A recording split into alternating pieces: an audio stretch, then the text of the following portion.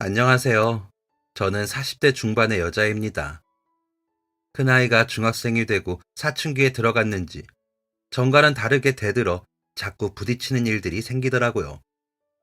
그러다 보니 부쩍 싸우죠. 어떤 날은 아이의 논리에 제가 지고 분해서 씩씩거리다가 또 맞는 이야기라 반박도 못하고 이제 아이가 많이 자랐구나 싶어 웃습니다.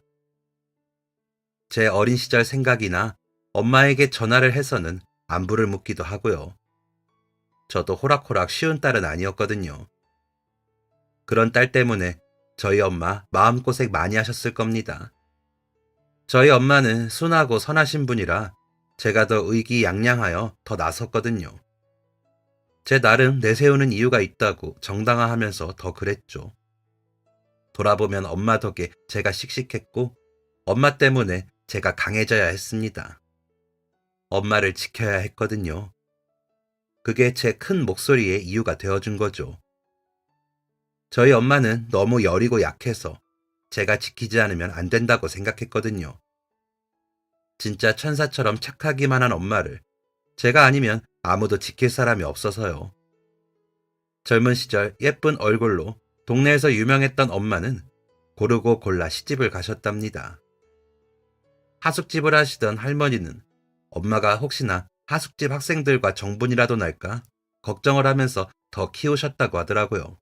너무 예뻐 걱정이 되셨대요. 너무 귀하고 귀해서 엄마를 시집이나 보낼 수 있을까 싶으셨다고 하셨고요. 할머니는 전쟁 때 남으로 내려오셔서 안 해본 일 없이 고생을 하셨답니다. 할아버지가 살아계실 때도 할머니는 일을 쉰 적이 없이 힘들게 사셨다고 하더라고요.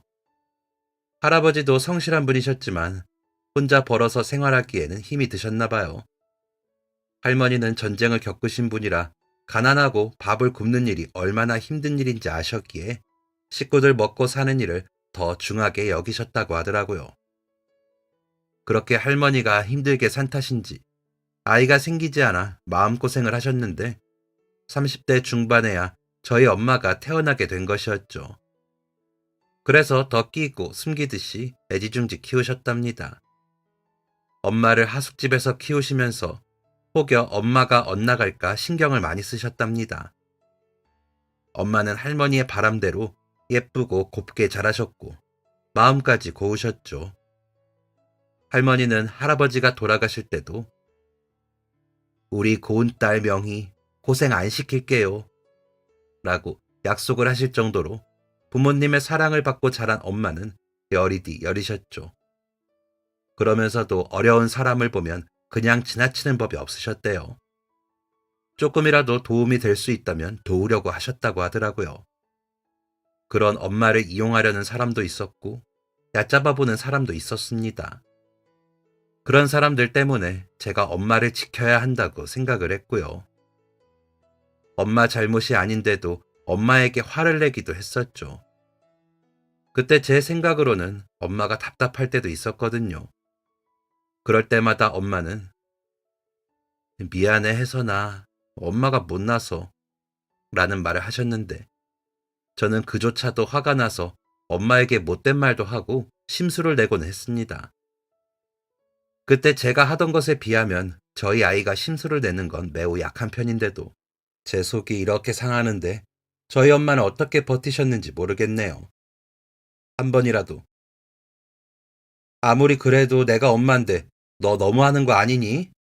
라고 하신 적도 없었거든요. 저는 저희 아이에게 서운하다고 많이 하는데 저희 엄마는 저에게 항상 죄인이셨습니다. 엄마가 못나서 딸 고생시킨다며 미안하다고만 하셨죠. 초등학교 때부터 운동회, 소풍에는 오실 생각도 못하시고 미안해 하셨고요. 왜 그랬냐고요? 엄마 얼굴에 생긴 커다란 흉터 때문에 제가 놀림을 받을까봐요. 저는 진짜 그런 상처는 아무렇지도 않은데 엄마가 사람들 앞에 나서는 걸 힘들어 하시니 참았을 뿐이거든요. 번번이 엄마가 미안해 하시는 것도 싫었고요. 저는 상처가 있는 엄마의 얼굴도 다 좋았는데 엄마는 본인의 상처로 제가 주변 사람들의 입에 오르내리는 걸 힘들어 하셨습니다. 할머니가 그렇게 애지중지 키웠던 엄마가 어쩌다 얼굴에 상처가 났냐고요. 어떻게 보면 어려운 사람을 보면 그냥 지나치지 못하는 엄마의 성격 때문이었죠. 엄마는 책을 읽으면 그 내용을 잊어버리지도 않고 기억할 정도로 영리했는데 할머니가 혼자 돈을 벌어 하숙집까지 하시면서 어머니를 키우셨지만 고등학교까지 보내시고 그 이상은 못 보내셨답니다. 그 정도로 넉넉하지는 않아서요. 엄마는 대학을 가고 싶긴 하셨지만 홀로 엄마를 키우시는 할머니를 더 고생시킬 수만은 없어 엄마도 돈을 벌어야겠다는 생각에 회사를 다니셨고요. 은행에 취직이 되어 창구에서 일을 하셨는데 외모도 예쁘고 성격도 좋고 친절하다 보니 우수사원으로도 몇 번 뽑혀 사보에도 실리시고 그러셨대요. 할머니는 그런 엄마가 자랑스러우셨고 고마우셨답니다. 할아버지와의 약속을 지키는 것 같아 좋으셨다고 하시더라고요. 그래서 엄마를 시집 보낼 때는 진짜 좋은 사람에게 잘해서 보내겠다고 하셨대요. 주변에서 선을 보자는 사람도 많았고 하숙생들이 관심을 보이기도 했대요. 그런데 엄마는 시집 안 가고 할머니랑 산다고 했답니다. 세상에 엄마랑 나 둘뿐인데 내가 시집 가면 엄마는 누굴 의지하고 살아? 라면서요. 그런 엄마가 할머니는 기특하고 고마우면서도 엄마가 시집 가서 아이 낳고 남편 사랑받으면서 예쁘게 사는 걸 더 바라셨대요. 그런 할머니의 강경한 뜻에 따라 엄마는 억지로 떠밀리듯 선을 보셨답니다. 할머니가 하숙집을 하시는 덕에 엄마의 선은 수월하게 이루어질 수 있었대요. 나름 괜찮다는 집안에서 선을 보고 싶다고 중매쟁이들을 보낸 거죠. 엄마는 워낙 할머니 품에서 자란 탓인지 연애할 생각은 못 하셨답니다. 그래서 선을 보는 것도 할머니가 골라주시는 대로 나가기로 다짐하셨다고 해요. 할머니는 그런 엄마의 마음을 아셨기에 엄마에게 걸맞는 사람을 찾으려고 오래도록 알아보고 혹시나 시집살이라도 당할까 이리저리 살피셨답니다.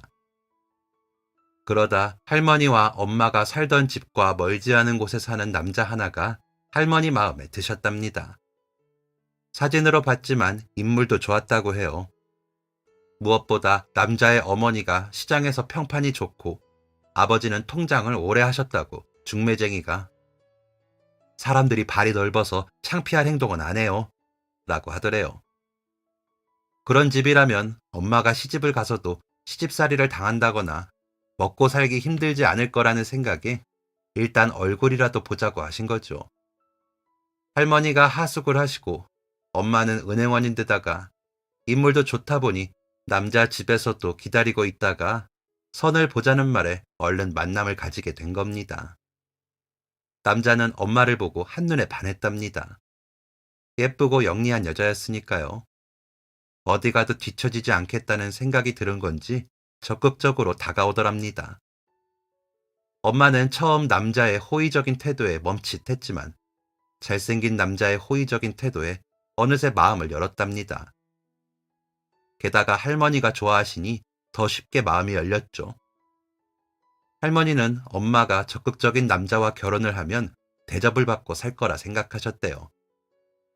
공을 들여 데리고 갔으니 당연히 그만큼 귀한 줄 알 거라고 생각을 하셨대요. 엄마는 그런 대접보다는 다정한 남자의 말투와 표정이 좋았답니다.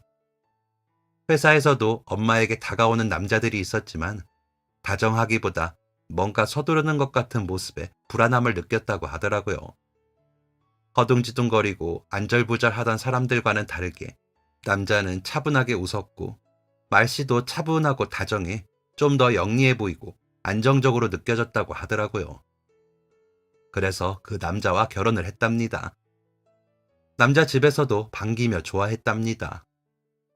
사이가 좋았는지 결혼을 하고 3개월 정도 만에 엄마와 남자는 임신이 되어 결혼한 지 1년여 만에 딸을 낳았습니다.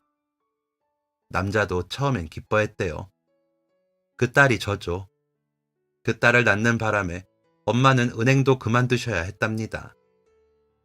시댁과 남편은 딸을 낳은 것을 아쉬워하면서 얼른 둘째 아들을 낳자고 했답니다. 하지만 엄마는 어린 딸이 밤마다 울며 조르는 바람에 너무 힘드셨답니다. 그래서 낮잠이라도 좀 자고 싶어 외할머니 집으로 향하셨답니다. 저를 맡기고 엄마는 좀 푹 자고 싶으셨대요. 거의 3일을 못 자서 정신이 없었대요. 오랜만에 엄마가 친정 나들이를 한 걸 본 하숙하는 학생들은 반가워했답니다. 애기가 엄마를 닮아서 너무 예쁘다. 어쩜 이렇게 인형 같니? 라며 귀여워해주고요. 그중 할머니 하숙집에 오래 묵고 있는 한 오빠가 있었는데 법대생이라 공부만 해서 얼굴도 잘 보지 못했는데 그날따라 나와서는 아기를 반기더랍니다. 엄마와는 이야기 나눈 적도 없어 잘 모르는 사이였는데 말이죠. 엄마는 그런 것 다 필요 없이 잠이 너무 자고 싶어 저를 할머니께 맡기고 할머니 방에서 누워 잠을 잤답니다. 할머니는 그 곁에서 저를 돌봐주시고요. 할머니의 아기가 어느새 아이를 낳아 새삼 마음 벅차고 좋으시더래요. 괜찮은 집에 시집 보냈고 잘 살기만 한다면 먼저 돌아가신 할아버지와의 약속을 지키신 것 같아 안도하는 마음이 들기도 했고요. 그저 다 좋으셨대요. 그런 생각을 하며 잠이 든 엄마를 더 푹 재우고 싶어 저를 업고 나가셨대요. 동네 슈퍼에 두부를 사려고 가셨답니다. 엄마가 깨면 밥을 먹이려고요. 동네 할머니들에게 제 얼굴을 보여가며 자랑을 하시고 기분 좋게 집으로 향하는데 갑자기 불이야! 하면서 사람들이 뛰쳐나와 달리더랍니다. 할머니는 무슨 일인가 싶어 보는데 할머니의 집 쪽에서 불길이 보이더랍니다. 할머니는 엄마가 집안에 있다는 생각에 집 쪽으로 달려가셨답니다. 저를 업고 있어 들어가지는 못하고 피해 나온 사람들 속에서 엄마를 찾으셨는데 아무리 봐도 엄마가 보이지 않아 명희야! 명희야! 를 외쳐도 답이 없더랍니다. 먼저 피한 하숙집 여학생이 아주머니, 명희가 나왔다가 다시 들어갔어요. 그 법대생 오빠가 안에서 안 나오는 것 같다는 말에 데리러 들어갔는데 안 나와요. 라고 말을 해서 엄마가 집안에 있다는 걸 알았다고 하시더라고요. 저를 맡기고 할머니가 집안으로 뛰어들어가려는데 소방관이 왔고 집안에 사람이 있다는 말에 집 안으로 들어가 엄마와 그 법대생을 찾아 나왔답니다. 마당에서 나오고 있는 두 사람을 데리고 나왔다고 했는데 할머니는 깜짝 놀랐답니다. 엄마의 한쪽 얼굴이 온통 뻘겋게 흉이 진 채로 소방관이 얼굴을 감싸서 나와서요. 법대생은 정신이 없는지 제대로 걷지도 못했고 들것에 실려 나갔고요. 엄마는 괴로운지 끙끙 앓는 소리를 내며 구급차에 탔는데 할머니는 정신이 없어 신발이 벗겨진 줄도 모르고 그 구급차에 같이 타고 병원으로 가셨답니다. 한눈에도 얼굴에 화상이 심상치 않아 보여 할머니는 울기만 하셨대요. 세상 그 누구보다 예쁜 딸이 친정 나들이를 왔다가 다친 것이 할머니는 믿기지 않았을 뿐더러 절망스러워 심장이 땅에 떨어지는 것 같았대요. 엄마는 구급차 안에서 처치를 받는 동안에도 괴로워하다가 실신을 했대요. 그만큼 아팠던 거죠. 그 사고 이후로 엄마의 얼굴에는 큰 화상 자국이 생겼답니다. 불은 할머니 집 옆집에서 시작이 되었는데 잠이 들었던 엄마가 냄새를 맡고 저를 찾으면서 깨셔서 사람들에게 불이 났다고 다들 나가라고 소리를 쳤대요. 마당에서 다들 나왔는지 확인을 하는데 한 사람이 법대생이 안 나왔다고 하더래요. 하필이면 그 법대생 방이 옆집과 가장 가까운 방이라 불길이 꽤나 거셌는데요. 엄마는 혼자라도 빠져나왔어야 했지만 사람이 안에 있다는 말에 그 법대생 방으로 향했답니다. 사람을 깨우는데 아무리 흔들어도 안 일어나더래요. 연기는 차는데 더 지체하면 안 될 것 같아 법대생의 뺨을 세게 쳤답니다. 그제야 놀라서 일어나더니 허둥지둥 움직이면서 나가자고 나오는데 엄마의 머리 위로 나무 토막 하나가 떨어져 내리더랍니다. 그 나무 조각이 얼굴에 맞아 쓰러져 있는 걸 그 법대생이 부축해 마당까지 나왔고 마당에서 소방대원을 만난 거라고 하시더라고요. 할머니 집은 반쯤 탔고 옆집은 다 타버렸고 그 옆집에 다른 옆집도 반쯤 탔답니다. 불이 난 옆집에 살던 할머니가 생선을 굽는다고 연탄불을 마루에서 피다가 화로를 넘어뜨려 불이 난 건데 그 불이 양 옆집까지 번진 거죠. 불은 정말 순식간에 번진답니다. 할머니는 엄마를 다치게 만든 그 집에서 더 이상 살 수가 없더래요. 그래서 보상도 제대로 못 받고 그냥 며칠 만에 이사를 하셨대요. 불이 난 집이니 집값도 제대로 못 받고 하숙 치던 학생들 하숙비도 물어줘야 했고요. 그 바람에 할머니는 그동안 가지고 있던 돈도 다 쓰셨기에 엄마의 신혼집 근처에 작은 방 하나 구해서 엄마 곁을 지키셨대요. 엄마 간호도 하려면 가까이 있는 게 나을 것 같아서요. 엄마의 남편은 사고가 난 직후에는 잘 치료해 봐야죠. 참 안타깝네요. 하더니 점점 할머니 앞에서도 짜증을 내더랍니다. 집에도 점점 안 들어오고요.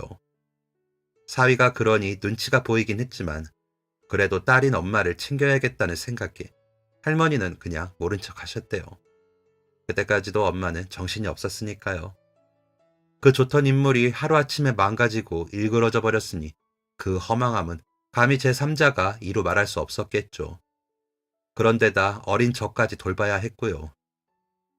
그러니 한동안은 할머니가 엄마 곁에 없으면 안 된다는 걸 알았기에 사위가 짜증을 내도 어쩔 수가 없었던 거죠.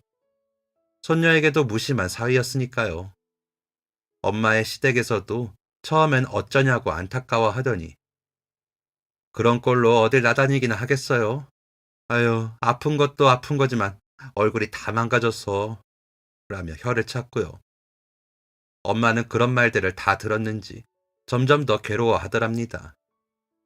피부 이식을 받으면 좋아질 수 있다고는 하지만 비용도 비용이고 그 결과도 확신하지 못한다는 의사 선생님의 말씀도 절망적이었으니까요. 그런 엄마를 보고 환하게 웃는 건 저뿐이었답니다. 한쪽 볼이 움푹 들어가 보일 정도로 일그러진 얼굴을 한 엄마를 보는데도 환하게 웃으며 엄마라고 부르면서 품 안으로 파고들었다고 하더라고요. 엄마는 그런 저를 보며 기운을 내야 한다고 생각하셨대요. 제가 계속 환하게 웃을 수 있도록 저를 지키려면 엄마가 힘을 내야겠더래요. 그런데 엄마의 남편은 그런 엄마의 마음을 아는지 모르는지 계속 밖으로만 돌더니 어느 날 밤 술에 취해 들어와 엄마를 빤히 보더래요. 할머니도 집에 가고 엄마와 저만 있을 때여서 엄마는 좀 무서우셨다고 하더라고요.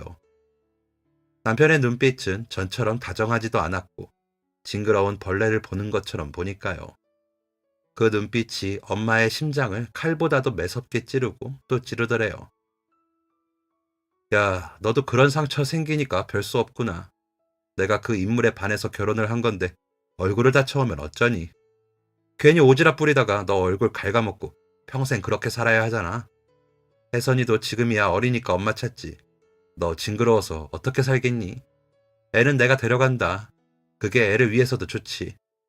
이 집 전셋값은 너가 가져가. 내가 그 정도는 해줄게. 장모님 불 때문에 아무것도 못 건졌다며. 하숙생들 물어주고 다 없다며. 부모님이나 내가 워낙 주변에 아는 사람도 많고 그러니 냉정히 못하는 줄 알아. 라는 말로 엄마를 더 아프게 했다고 하더라고요. 엄마는 혜선이는 내가 길러요. 어차피 당신 애 있으면 새장가 가기 힘들 거 아니에요. 나는 얼굴이 이래져서 새 출발 못하니까 애만 키우고 살게요. 라며 남편에게 사정을 하셨답니다. 그러자 엄마의 남편은 못 이기는 척 알겠다고 하더래요. 엄마는 그 후로 집을 빼고 할머니 집도 빼 살던 동네에서 멀리 떨어진 동네로 이사를 하셨답니다. 은행에 다닐 때 나중에 엄청 개발될 거라고 들은 동네였대요. 가게 안에 작은 방이 딸린 집을 샀답니다. 할머니와 거기서 먹고 살려고요. 저도 키워야 했으니 돈은 벌어야 했고 얼굴의 흉 때문에 회사에는 못 다니게 됐기에 장사라도 해볼까 하고 그 집을 구하셨대요. 하지만 얼굴에 그 큰 상처를 가지고 사람을 자주 대면하는 장사는 힘들고 뜨개질로 이것저것 만들어 걸어놓고 팔기도 하고 뜨개 용품을 파는 가게를 하신 거죠. 할머니가 하숙집 하시기 전에 하시던 장사라 엄마도 배워 뜨개질을 잘하셨으니까요. 미싱을 가져다 놓고 주문을 받으시면 천을 떼다가 이불도 만들고 베개도 만드셨습니다. 수도 직접 놓아주셨기 때문에 결혼할 때 신경 쓰는 집에서 주문을 하기도 했고요. 할머니가 주로 가게에 나가 일을 보셨고 엄마는 안쪽 방에서 만들기만 하셨답니다. 외출할 일이 생기면 마스크도 쓰고 모자도 쓰면서 가리고요. 한여름에 땀을 뻘뻘 흘리면서도 긴팔 옷만 입고 마스크로 얼굴을 가린 엄마를 보며 저는 어린 시절부터 꼭 내가 고쳐주겠다고 다짐했습니다. 할머니가 말하던 옛날 이야기 속의 엄마로 다시 되돌려 놓고 엄마를 힘들게 했던 모든 사람들에게 보란 듯이 살게 해주겠다고 생각했죠. 웃을 때도 마음 편히 활짝 웃지를 못하는 엄마의 얼굴이 너무 가여웠거든요. 사진 속의 엄마는 그렇게 활짝 웃고 있는데 실제 엄마는 얼굴을 숙이고 손으로 가리면서 웃는 모습만 보고 자랐으니까요. 화상 자국이 난 피부가 가려워 밤새 뒤척이면서도 제대로 긁지도 못하고 병원에 가 진찰을 받아도 비용 걱정에 감히 시술은 꿈도 못 꾸니까요. 장사라도 잘 되면 좋겠지만 근근히 먹고 살 정도로 유지가 됐기에 엄마는 본인의 상처를 치료하는 것보다 언제나 제가 먼저였습니다. 제가 클수록 제게 드는 돈은 많았죠. 학비며 준비물 값이 만만치 않았겠죠. 전셋집만 챙겨 이혼을 한 후로 엄마의 남편은 소식도 전하지 않았고요. 할머니는 살던 집이라도 받았으니 다행이야. 너희 할머니는 그것도 못 가져가게 하려고 몇 번을 쫓아왔는지 아니? 있는 놈들이 더 한다고 그렇게 매정하게 굴더라. 돌도 안 지난 너를 데리고 다친 여자가 이혼을 당하는데 그것도 안 주려고 말이야. 내 잘못이지. 내가 그 집에 너희 엄마를 시집 보냈으니까. 그 법대생도 그래. 그날따라 어디서 술을 먹고 와서는 형편이 어려운데 공부하기 안쓰러워서 많이 봐줬거든. 군대 간다고 하기에 군대 가기 전까지는 그냥 있으라고 했던 건데 너희 엄마 불행은 다 내 탓이야. 내가 다 끌어안고 얼른 너희 외할아버지 만나러 가야 하는데 라면서 신세 한탄을 하시고 나셨습니다.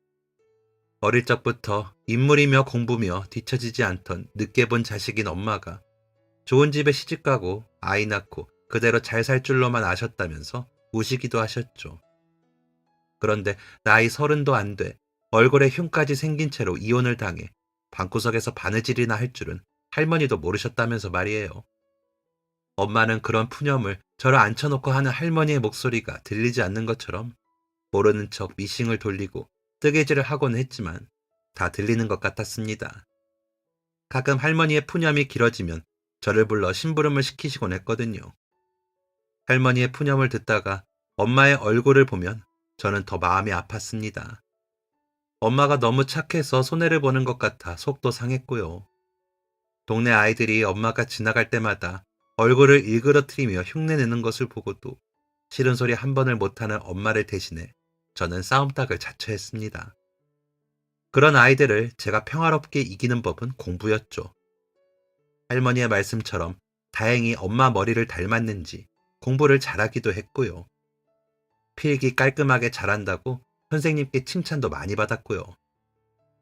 제가 공부를 잘하고 당차게 굴자 엄마를 놀리는 목소리는 점점 작아졌습니다. 가끔 엄마에게 반쪽이라고 부르며 물건값을 깎으려는 사람들도 있었거든요. 그런데 제가 그 동네에서 공부 잘한다고 소문이 나자 그러는 사람이 없어졌습니다. 할머니는 우리 혜선이가 공부를 잘하니까 우리 가게 와서 전처럼 진상 떠는 사람이 없어. 우리 손녀가 야무지니까 그러지. 라며 좋아하셨습니다. 아무래도 나이든 할머니와 더 내성적이 되어버린 엄마가 상대하기는 버거운 상대들이 그러지 않는 것만으로도 할머니는 편하다고 하셨거든요. 나 죽으면 우리 혜선이가 지 엄마 지킨다고 더 고달프겠지. 미안하다. 다 할머니 잘못이야. 너희 엄마는 착한 것밖에 없어. 엄마는 불쌍해하고 미워하려면 이 할미를 미워해. 라는 할머니의 말씀이 가끔은 야속했습니다. 저는 엄마의 상처가 안쓰럽고 속상하긴 했지만 밉진 않았거든요. 그 상처를 놀리고 무례하게 구는 사람들이 미운 거였죠. 다른 사람의 아픔을 그렇게 아무렇지 않게 입에 오르내리며 안 그래도 아픈 엄마에게 또 다른 아픔을 만드는 사람들의 차갑고도 무심한 입과 손이 밉고 싫었던 거였지 엄마나 할머니가 미운 건 아니었습니다. 꼭 공부 잘해서 의사가 되어 엄마를 낳게 해주고 그런 사람들에게 보란 듯이 할머니와 엄마, 저 셋이서 남부러울 것 없이 사는 게 제 꿈이 되었죠. 제가 아빠, 아버지라고 부르며 자라야 했을 엄마의 남편이 잘 자란 저를 만나면 한 번이라도 엄마와 저를 버리고 떠났을 때를 후회하게 해주고 싶기도 했고요. 그래서 공부 열심히 했습니다. 좀 유치한 동기일 수 있었지만 제게는 절실했죠. 점점 더 나이가 드시는 할머니를 위해, 안에서만 생활하는 엄마를 위해 어린 제가 할 수 있는 일이 그렇게 많지 않았으니까요. 학원에 한 번을 다니지도 않으면서 전교 1등을 하는 저를 기특해 하시면서도 미안한 마음을 가진 엄마와 할머니에게 괜찮다는 표시이기도 했고요. 굳이 엄마와 할머니를 더 고생시키고 싶지 않다는 제 마음이 더 컸던 거죠. 그런데 할머니가 제가 중학교에 진학하는 것도 못 보고 갑자기 돌아가셨습니다. 제게는 세상에서 가장 가까운 말동무이기도 했고, 우리 집 지붕이었던 할머니가 갑자기 세상을 떠나시게 되자 엄마와 저는 한동안 마음을 못 잡았습니다. 겨울방학이 시작되고 얼마 후였던지라 차가운 묘지에 할머니 장례를 치렀는데, 그 후로 엄마와 제 마음에 차가운 눈송이가 계속 내리더라고요. 엄마는 한동안 가게 문을 못 여셨고, 저는 첫 중간고사를 망쳤죠. 할머니가 안 계시니 모든 게 엉망진창이 되더라고요. 그런데 엄마가 제가 좀 빨리 오는 토요일에 떡볶이를 해놓고 기다리시더라고요. 할머니가 살아계실 때처럼 말이죠. 제가 제일 좋아하는 간식이었거든요. 하숙집을 오래도록 하셔서 그런지 할머니는 음식 솜씨가 좋으셨는데, 그 중에서 떡볶이는 아직까지도 세상에서 제일 맛있게 해주셨던 것 같습니다. 그런 할머니 손맛을 그대로 물려받아 엄마도 음식을 맛있게 해주셨죠.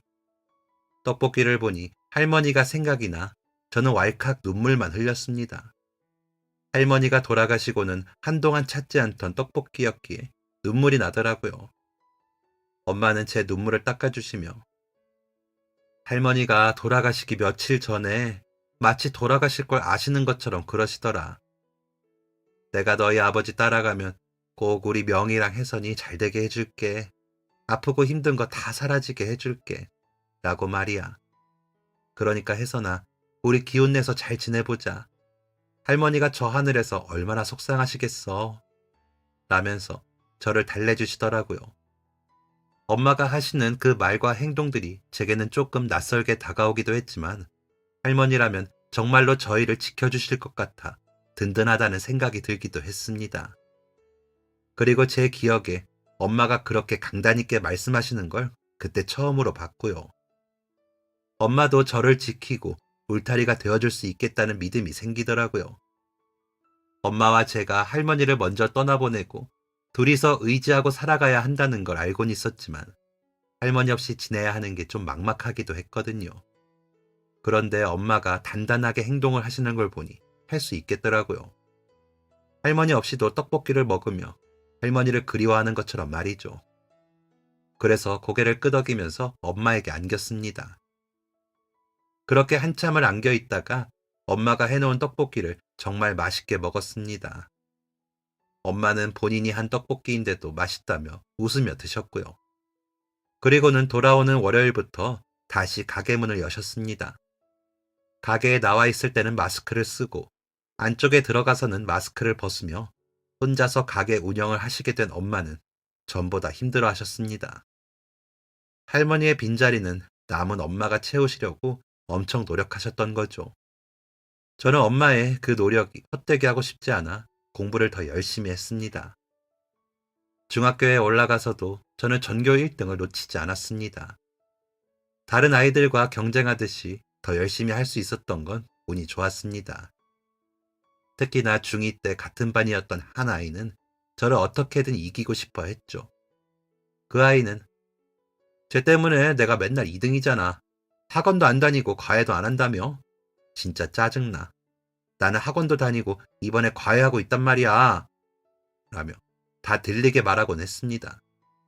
그러다 저희 엄마 얼굴 이야기를 하더라고요. 쟤네 엄마 언청이라며? 그런 컴플렉스가 있으니 공부라도 열심히 해야겠지. 라고요. 그래서 그 친구에게 너는 엄마 얼굴에 상처도 없으신데 인성이 왜 그 모양이니? 아, 엄마 아빠가 사랑보다는 성적만 보고 돈만 바르시나 보지. 난 우리 엄마가 너무 사랑을 많이 주셔서 그 힘으로 공부하니까 당연히 너보다 잘하지. 하긴 너희 부모님도 이해는 간다. 장식으로 낳은 머리도 안 좋은 자식한테 돈으로라도 채워서 시켜야겠지. 별 수 있니? 라고 해버렸습니다. 그 친구가 1등을 못해서 혼났다는 말을 들은 적이 있었거든요. 감히 저희 엄마를 건드린 제 나름의 복수였다고나 할까요? 그런데 그 친구가 눈물이 범벅이 되더니 가만 안 둔다면서 제게 달려들더라고요. 처음으로 같은 반 아이와 머리끄덩이를 잡고 싸워봤습니다. 처음으로 친구가 생기기도 했고요. 제게 또래들은 다 멀리해야 할 존재였거든요. 엄마를 보고 난 아이들은 모두 질색을 하며 가거나 못된 말로 놀렸거든요. 그런데 그 친구와 갑자기 친구가 되었냐고요? 그 친구가 "너가 뭘 알아?" 라며 달려들더니 그러더라고요. "그래, 우리 엄마 나 어릴 때 돌아가셔서 나 새엄마랑 산다. 그래서 사랑 못 받고 큰다. 왜? 너도 아빠 없다며?" 라고요. 저는 바로 그 자리에 우뚝 서 그 친구에게 사과를 했습니다. "미안해. 몰랐어. 나는 너가..." 라고 하자 그 친구도 우뚝 서더니 "나도 미안해. 나는 너가 너무 빤듯하고 공부도 잘해서 부러웠어. 그런데 너희 엄마를 그렇게 말하면 안 됐어." 라더니 엉엉 울더라고요. 갑자기 난투극을 벌이다가 갑자기 우뚝 서 울고 있는 저와 그 친구를 아이들은 신기하고 이상하다는 듯이 쳐다보고 있고요. 시선이 느껴져 참아보려고 했지만 친구의 진심 어린 사과에 그만 눈물이 나더라고요. 그렇게 친구와 끌어안고 화장실로 가서 울다가 세수를 하고 서둘러 교실로 갔습니다. 수업에 빠질 수는 없는 일이었으니까요. 저희는 모범생이었거든요. 그 후로 그 친구와 저는 서로를 제일 아끼는 친구가 되었습니다. 그 친구는 좋은 문제집을 많이 알고 있어 제게 추천을 해주기도 하더라고요. 아무래도 저는 그런 정보들이 좀 없는 편이었거든요. 엄마가 다른 엄마들과 교류가 없다 보니 그럴 수밖에 없기도 했고요. 그 친구는 법대 가는 게 꿈이라 외고를 갈 거라고 하더라고요. 그게 목표라고요. 고등학교 진학을 앞두고 제게도 특목고를 추천하시는 선생님께 학비가 너무 비싸다며 일반고 가서 더 열심히 해서 꼭 의대 갈게요 라고 한 걸 나중에 한 엄마는 며칠을 속상해 하셨습니다. 자식 앞길 막는 부모라고요. 그런 학교는 가고 싶다고 가는 것도 아니라면서 왜 안 간다고 하면 어쩌냐? 무조건 가야지. 나중에 의사 선생님도 더 쉽게 된다면서 라며 엄마는 우는 소리를 하셨죠.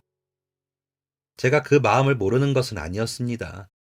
하지만 억지로 무리를 해가며 공부를 하고 싶진 않았습니다. 솔직히 저희 형편에 대학을 목표로 공부하는 것도 쉬운 일은 아니라는 것을 알기에 더 무리하고 싶지 않기도 했습니다. 그러면서 내심 친구가 부럽기도 했죠. 친구네 아버지는 사업을 크게 하시는데 친구에게 쓰는 돈을 아끼지 않으시더라고요. 하지만 엄마가 저를 위해 얼마나 노력하시는지 알기에 아쉽진 않았습니다. 그런데도 내심 비교가 되기도 하고 제가 가지지 못한 부분이니 부럽더라고요. 친구는 "너는 일반고 가도 잘할 거야. 물론 더 힘들겠지. 그런데 너는 잘할 거야." 라며 제게 용기를 주더라고요. 저는 그런 친구도 고맙고 좋았습니다. 사는 환경이 달라도 제 마음을 제일 많이 아는 친구였기에 그 마음이 감사했습니다. 각자 고등학교에 가면서 꼭 연락은 끊지 말고 하자고 약속을 할 정도로 저와 그 친구는 서로가 없으면 안 되는 친구가 되었습니다. 대학 때는 같은 학교, 다른 과에 진학하면서 다시 만나 교류를 하게 되었습니다. 고등학교 3년 내내 음성 메시지라도 남기면서 연락을 하기는 했죠. 친구는 삐삐가 있었거든요. 답답할 때는 친구에게 음성 메시지를 남겼습니다. 그러면 친구는 저희 집으로 전화를 해 응원하는 말을 주고받았고요. 모의고사 결과를 서로 공유하기도 하고 문제집 추천을 받기도 했습니다. 친구는 그때마다 "강혜선, 너는 같은 학교 가기만 해. 아주 맨날 쫓아가서 내가 수다 떨어줄 거야." 라며 웃더라고요. 저는 그 말에 또 기운을 냈죠. 친구가 말을 되게 재미있게도 했고 힘이 되는 이야기를 많이 했거든요. 그래서 그 친구와 대화를 하고 나면 조금 마음의 위안이 되더라고요. 친구와 대화를 하고 나면 마음이 치유가 되는 기분이 들기도 했거든요. 그러다 보니 많게는 일주일에 3번도 메시지를 남기더라고요. 제게 그런 친구가 생겼다는 걸 아신 엄마는 무척 좋아하셨습니다. 제가 친구가 없는 게 다 엄마 탓이라고 생각을 하셨거든요. 엄마가 얼굴을 다쳐 보기 싫어져 아이들이 저와 안 놀아주는 줄 아셨더라고요. 애들이 나랑 안 놀아주는 게 아니고 내가 걔들이랑 안 노는 거라니까. 엄마 얼굴이 무슨 상관이야. 내 성격이 너무 뾰족하다 그러더라. 엄마는 괜히 그래. 라며 엄마를 안심시켜드리긴 했지만 그래도 엄마는 걱정을 하셨습니다. 엄마처럼 제대로 친구도 못 사귀어보고 결혼할까 걱정이 되신다고 하셨죠. 애가 애답게 커야 하는데 우리 혜선이는 너무 의젓한 애기였거든. 그래서 엄마가 너무 미안하지. 엄마가 조금만 더 조심했어도. 라며 울기도 하시고요. 그런 엄마를 실망시키지 않기 위해서라도 저는 목표한 의대를 가야 했습니다. 엄마를 고쳐주기도 해야 했고요. 화상 전문 병원이 의사가 되는 게 꿈이었습니다. 그래서 또 기운을 내 열심히 공부했습니다. 코피도 여러 번 쏟았죠. 엄마는 그런 제가 체력이 떨어지면 공부가 안 될까봐 열심히 음식도 하셨습니다. 너무 먹어서 굴러간다고 할 정도인데 엄마 눈에는 안 그랬나 봐요. 그렇게 제가 바라던 대학에 합격을 했을 때는 엄마, 돌아가신 할머니, 그리고 친구까지 보고 싶어지면서 눈물이 나더라고요. 의대 생활은 공부의 연속이더라고요. 특히나 엄마 치료법을 찾아 따로 공부했습니다. 인공 피부를 이식하면서 엄마의 다른 부위에 피부를 떼어내 함께 이식을 하는 방법에 관심이 가 알아보고 찾아보았습니다. 그런데 문제는 비용이더라고요. 그래서 조금이라도 엄마가 생활하시는데 불편하지 않도록 제가 할 수 있는 간단한 처치들을 하면서 돈이 모아질 때까지 기다렸습니다. 마음은 급한데 제가 당장에 할 수 있는 일은 미비하다 보니 초라해지더라고요. 의대를 졸업하고 전공의 과정에 들어가면서도 고민이 많았습니다. 어떤 게 엄마에게 도움이 더 될 수 있을까 싶어서요. 친구는 조금만 이기적으로 생각해. 나중에 더 나은 미래를 위해서 그게 어머니도 좋으실걸? 이라며 제가 더 공부하는 게 맞다고 하더라고요. 엄마도 엄마는 괜찮아. 그러니까 걱정 말고 공부 더 해. 라고 하시고요. 제가 본과에 들어갈 무렵 저희 동네가 재개발이 되면서 집을 괜찮은 가격에 팔았고 그 돈으로 가게도 넓히고 가게 건물 위층으로 전세로 이사도 했거든요. 남은 돈은 저 시집갈 돈까지는 된다고 하시면서 걱정 말라고 하시더라고요. 그래서 선택한 전공의 과정이 쉽지는 않았습니다. 엄마의 얼굴 때문이었죠. 더 나이 드시기 전에 마스크라도 벗고 다니실 수 있게 하고 싶어서요. 그런데 전문의 시험에 합격하자마자 친구가 야, 너 소개팅 해라 라고 하더라고요. 저는 그 말에 헛웃음을 웃으며 내가 지금 소개팅 할 때니? 이제 전공의 시험 붙었어. 나 급해. 얼른 우리 엄마 수술시켜 드릴 거야. 그러려면 나 교수 되기도 바빠. 라고 대답을 했습니다. 그러자 야, 진짜 괜찮은 선배라서 그래. 전부터 소개하고 싶었는데 내가 얼마나 기다린 줄 알아? 내 남자친구랑 제일 친한 친구고 아버지도 유명한 변호사야. 성격도 좋고 키도 크고 집안도 좋다니까. 라며 저를 설득하더라고요. 하지만 결혼 생각이 없던 저는 계속 거절했고요. 그런데도 어찌나 끈질기게 설득을 하는지 편하게 만나보기만 하기로 했습니다. 둘이 만나는 건 너무 어색해서 싫을 것 같아 친구 커플과 함께 보기로 했죠. 그냥 자연스럽게 어울리다가 헤어지고 오면 될 것 같더라고요. 그런데 그 남자가 마음에 들더라고요. 상대도 제가 마음에 든 것 같고요. 제가 엄마를 닮아 외모가 어디 가서 뒤처지진 않았거든요. 착하게 생긴 얼굴에 하얀 피부, 웃는 얼굴이 선해 보이는 남자가 괜찮았습니다. 그래서 몇 번 더 만나볼까 하면서 만나다가 그 사람이 좋아졌고 그 사람은 저와 결혼이 하고 싶다며 결혼을 전제로 교제를 시작해보자고 하더군요. 저는 고민을 했습니다. 그래서 엄마 이야기를 했죠. 그 사람은 그런 어머니라면 당연히 치료도 모시는 것도 우리가 해야지. 혜선이는 외동딸이고 나는 막내 아들이잖아. 우리 부모님 노후는 형과 나눌 수 있어. 라며 그런 건 아무 문제가 아니라고 하더라고요. 그 말에 이 사람과 평생을 같이 해도 되겠다는 생각이 들면서 저희는 결혼을 전제로 교제를 시작했습니다.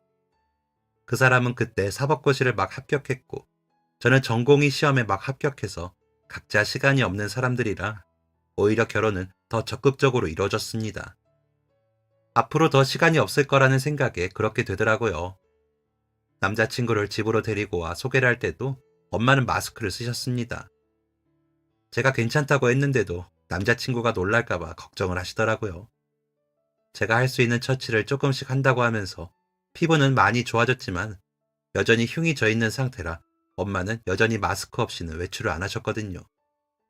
엄마를 본 남자친구는 아무렇지 않게 웃으면서 엄마를 대해주더라고요. 그 모습에 제가 사람 보는 눈이 틀리지 않았다는 확신을 가졌습니다. 그러면서도 고마운 마음이 들어 남자친구 부모님께도 잘 보이고 싶었습니다.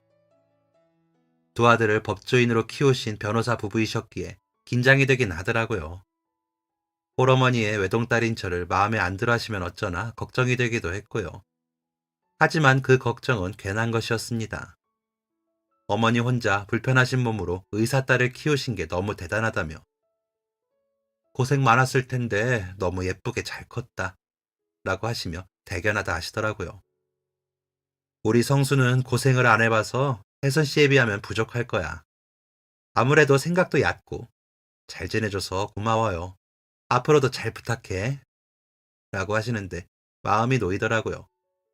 남자친구가 인품이 좋은 게 다 부모님이 좋으셔서 그렇다는 생각이 들었습니다. 그렇게 각 집에 인사를 드리고 상견례 날을 잡고 엄마를 모시고 백화점에 갔습니다. 상견례장에 입고 갈 번듯한 외출복도 없이 지낸 엄마에게 미안해. 제가 살 수 있는 선에서 가장 비싼 옷으로 골라드렸습니다. 엄마는 아유, 내가 이렇게 비싼 옷은 뭐하러. 내가 시집가? 혜선이 너 옷이나 사. 우리 딸은 앞으로 어디 갈 곳도 많은데 옷 많이 사야지. 라며 사양하시더라고요. 하지만 그때만큼은 더 엄마에게 지지 않고 밀어붙였습니다. 엄마, 남자친구 부모님 앞에서 내 체면이 뭐가 돼? 엄마 옷도 안 사주는 나쁜 딸 만들 거야? 나 그런 걸로 흉잡히기 싫어. 라며 옷을 사시라고 했죠. 그러자 엄마는 어차피 얼굴에 흉 때문에 뭘 입어도 그래. 그러면 이렇게 비싼 거 말고 좀 더 싼 걸로 사. 라고 하는 겁니다. 저는 그 말에 화가 나 엄마에게 화를 냈습니다. 엄마 얼굴이 어때서? 엄마, 내가 고쳐주긴 할 거지만 엄마 지금 이대로도 충분해. 남자친구 부모님은 엄마 대단하다고 하시더라. 그런데 엄마만 엄마가 대단한 줄 몰라. 엄마 지금 이 옷도 부족해. 더 대접받아야 하는데. 그러니까 나 속상하게 하지 말고 그냥 좀 사. 라면서 엄마에게 싫은 소리를 했죠. 그제야 엄마는 미안해서 그러지. 고생해서 번 돈인데. 라면서 옷을 사시더라고요. 그렇게 겨우 산 옷을 입고 여전히 마스크를 한 엄마를 모시고 상견례장으로 향했습니다. 고급 한정식집이라 저도 기가 눌리더라고요. 예약된 방으로 안내를 받아 들어서는데 아버님이 엄마의 얼굴을 빤히 보시더라고요. 저는 순간적으로 기분이 상했지만 날이 날이니만큼 참았습니다. 남자친구도 아버님의 눈길을 느꼈는지 아버지!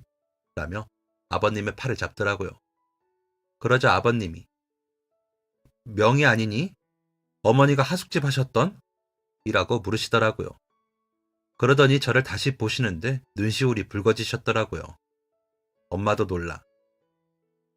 네, 제가 명이 맞고 어머니가 하숙집 하신 것도 맞아요. 어떻게... 라며 대답을 하시자. 맞구나, 맞아. 내가 드디어 찾았어. 그렇게 찾아도 없더니. 라면서 눈물을 펑펑 흘리시더니 저희 엄마에게 엎드려 절을 하시더라고요. 고맙습니다. 고마워요. 저를 살려주신 은인이세요. 라는 말과 함께요. 엄마와 저는 이게 무슨 상황인가 싶고 당황스러워 그 자리에 굳어 있었습니다. 어머님은 눈치를 채신 건지 정말 맞아요? 어머나 세상에 우리 혜선이가 귀인이구나 하시더니 엄마의 손을 잡고 말씀 많이 들었어요 하시더라고요. 정신없이 우왕좌왕하자 남자친구가 일단 모두 자리에 앉을 수 있게 해주었습니다. 그러고서 들은 이야기들은 놀라웠죠. 그 말로만 듣던 법대생이 아버님이셨거든요. 아버님도 그날 병원에 실려가셨다가 치료를 받고 다시 하숙집으로 갔는데 할머니가 이사를 하신 후였답니다. 아버님은 바로 입대를 하셨어야 했고요. 할머니가 어디로 이사하신 줄도 모르니 찾기가 어려워 휴가 때마다 찾으셨대요. 엄마가 많이 다쳤을 거라고 생각하고 계셨기에 꼭 찾아야 하셨답니다. 아버님을 구해준 보답을 하고 싶으셨다고 하시면서 입대한다고 술만 안 먹었어도 명이 너까지 다치게 안 했을 텐데 미안하다. 이 나이까지 고생하게 해서 라고 하시는데 엄마는 눈물만 흘리셨습니다. 할머니 생각이 나셨대요. 아주머니가 얼마나 인심이 좋으셨는지 하숙비를 못 내는 나를 쫓아내기는커녕 오히려 힘내라고 하셨어. 그런데 도저히 감당이 안 돼서 군대로 도망치려고 했지. 군대 간다고 하니까 그때까지는 하숙비 걱정은 말라면서 웃으셨는데 친구들이 사주는 술을 먹고 와서는 내가 잠이 들었어. 불이 난 줄도 모르고 잔 거야. 아마 명희가 나를 구하러 오지 않았으면 나는 그대로 잘못됐겠지. 그런 은인을 이렇게 만나다니 너무 감사하다. 더 일찍 만났으면 더 좋았을걸. 이라며 엄마에게 할머니 이야기를 하시는 아버님의 눈에는 그리움이 가득하더라고요. 그런데 엄마는 아버님에 대한 기억이 별로 없어 얼굴도 기억이 안 나셨답니다. 그래서 원망도 못 하셨대요. 얼굴도 모르는 사람 원망해서 뭐하나 싶어서요. 아버님은 명희가 워낙 인물이 좋아서 나는 오며 가며 봐서 알았지. 그런데 그날 똑같이 생긴 아이를 데리고 왔기에 술김에 아는 체도 하고 예쁘다 했었어. 인형 같더라고 라고 하시더니 저를 다시 보더라고요. 그렇게 저희의 상견례는 이산가족이 만난 것처럼 마무리가 되었습니다. 결혼까지는 일사천리로 이루어졌죠. 엄마의 수술은 더 당겨졌고요. 아버님이 수술 비용을 다 내주셨거든요. 완전히 전과 같은 얼굴로 돌아가진 못했지만 엄마는 마스크를 벗고 다니실 수 있게 되셨습니다. 교수님이 너무 예쁘게 잘 수술해 주셨거든요. 이제는 어디를 가든지 조금 더 씩씩해지신 엄마를 보면 마음이 좋습니다. 사진도 많이 찍으시고요. 그런데 왜 따로 사냐고요? 엄마는 아직은 제게 짐이 되고 싶지 않으시대요. 아이 어릴 때도 낮에만 봐주시고 저녁엔 집으로 가시더라고요. 저희 시부모님은 우리가 집 지어서 사돈 모시고 시골로 내려갈 거야. 그래야 내가 긴 시간 진 빚을 갚지. 라고 하시면서 노후 이야기 중이십니다. 엄마는 그냥 혼자 조용히 지내고 싶다고 하시고요. 드센 딸내미 때문에 마음고생 많았을 우리 엄마가 앞으로도 행복했으면 좋겠습니다. 그러려면 제가 잘해야 되겠죠. 그래서 잘한다고 약속하려고 사연을 보냅니다. 엄마가 뜨개질 하시면서 잘 들으시거든요. 엄마께 앞으로는 고분고분한 딸이 되어보겠다고 한 약속 꼭 지킬 테니 오래오래 건강하게 사시라고 말하고 싶네요. 사랑한다고도 말하고 싶고요. 사연 들어주신 다른 분들께도 감사드리며 이만 줄이겠습니다. 지금까지 사연 들어주셔서 감사합니다. 사연이 재밌으셨다면 구독과 좋아요를 눌러주세요. 감사합니다. 안녕히 계세요.